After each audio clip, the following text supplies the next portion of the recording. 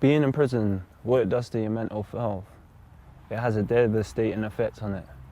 It makes you feel weak, it makes you feel sad, it makes you feel happy, it makes you feel all different type of emotions. And sometimes you can't escape those emotions. It's a familiar story. Shortly after being expelled from school, Stefan fell into the wrong crowd, landing himself in prison.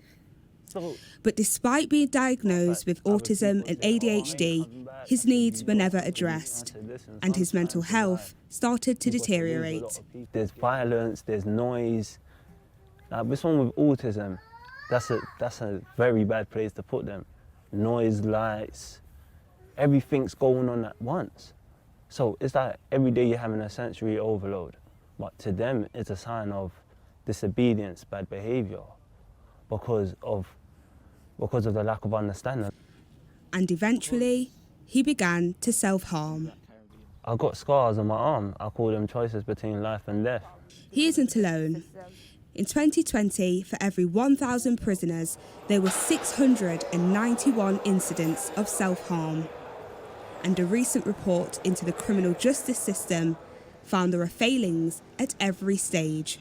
There has been too little progress over the last 10 years. There's been a particular failure to pass information between different parts of the system, and we're seeing an acute shortage of mental health hospital beds and very long waits for community services as well. Donna and her family know this all too well.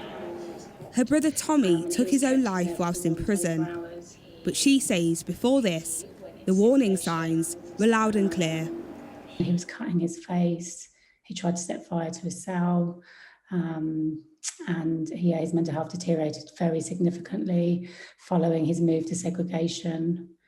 And he was given absolutely no access to any mental health support during those 3 days that he was in segregation on the lead up to his death. The inspectors are calling for major improvements across the system, starting with a common definition of mental ill health, to ensure that all those charged are able to understand and participate in the criminal justice process.